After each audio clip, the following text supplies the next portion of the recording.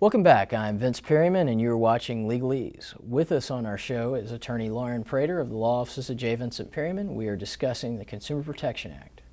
Lauren, before the break we kind of went over through some contracts as to what could be deceptive and this and that, and the whole thing that this is an act that's 300 pages and has some very specific stuff in it that, you know, if you're in one of the industries that specifically laid out there, you probably want to read the act. Yeah. Now, in this, with the complexity of it and everything, the question that I think some people probably have after listening to all that is, okay, I think a deceptive practice has been used on me. What do I do about it? What's my remedy? Well, one thing you can do is to simply file a complaint with the state or with the Better Business Bureau. And on the state's website that I referred to earlier, and I'll give that out again just in case some of our viewers didn't hear it, it's www.tn.gov/consumer. They have links on there to guide you through filing a complaint with the state, or a link to the BBB where you can file a complaint with them. Another remedy would be to sue.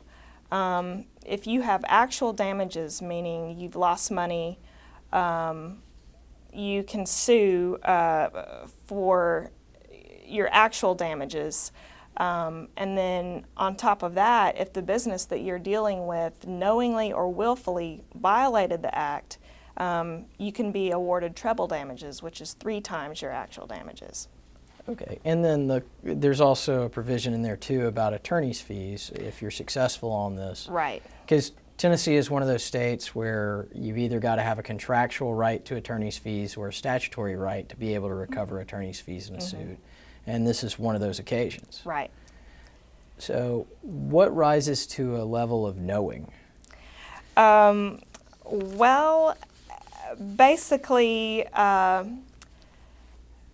they would have had to have actual knowledge of what's in the statute, or have been in a position where they should have known what is in the statute. So certainly a licensed business, you know, your more sophisticated businessmen could all be considered to have knowledge of what's in this act. If you're a businessman, not actually reading the act is not an excuse for not knowing what's in it. Well, and I think the other thing there too is if you're a highly regulated business, that's something that people will look at. But if you've been sued before under the act, then that's pretty much going to show that it was knowing if you continued the behavior. Right. Now, with the, so we've kind of gone over the remedies and everything there.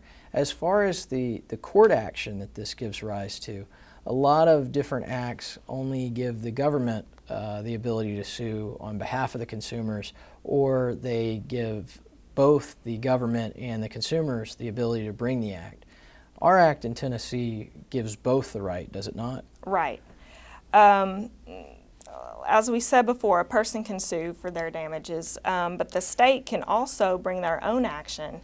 And what happens is that they'll do an investigation. They'll work with the business to try and get things resolved. They can file an injunction and basically shut the business down if need be. And on that point, it's important to remember that if the state has already brought their own action, a person is precluded from bringing an action for a declaratory judgment. And a person can bring that action if they haven't received, well, if they don't have any actual damages. It's possible for a person to go ahead and file an action just to say, hey, this business is doing this and I want it stopped. But if you're going to do that, like I said, make sure that the state has not started their action, because if they have, then you can't bring yours. Okay. Yeah, and it's one of those that, in a way, if we think about it from criminal law, it's a little bit of, it's a civil version of double jeopardy there. Right, right.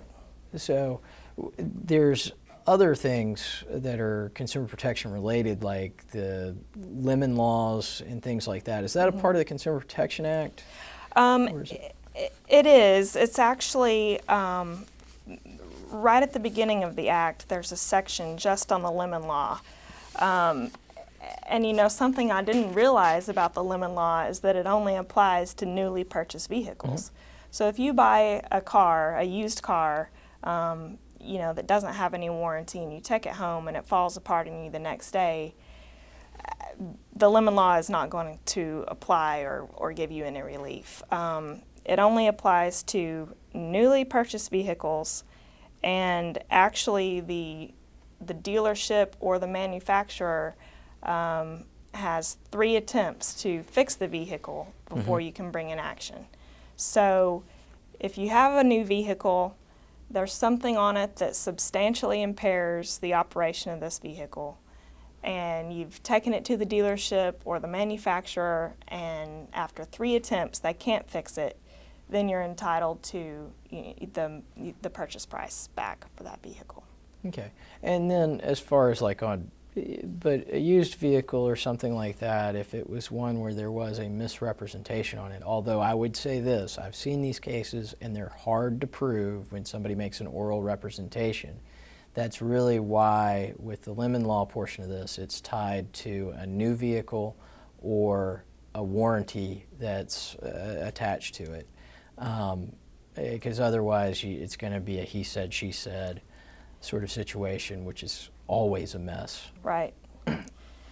Another important point to remember, whether you think you have a lemon or whether you're in a mess with the contract, is that you only have 1 year from the time that you discover this problem to bring your action. And on top of that, it can't be brought more than 5 years from the date of the business transaction. So if you think something is wrong, you need to pay attention to when you discovered it and when you made the business transaction. Okay. So, and in a way there, we've got 2 things operating. So if I enter into a contract today, 5 years from now, I can't bring any claim on that under the Consumer Protection Act. Right.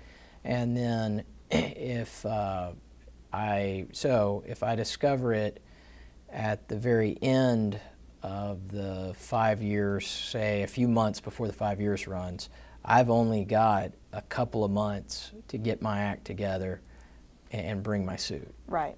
Okay. And, you know, I mean, it's so complex with this. I think the one thing I always urge people is if you're going down this road or you're looking into it, you know, you write a few letters on your own, but then go talk to counsel, because that's really important with a complex law like this. So when we return from our break, we'll talk more with Lauren Prater about the Consumer Protection Act. Please stay with us.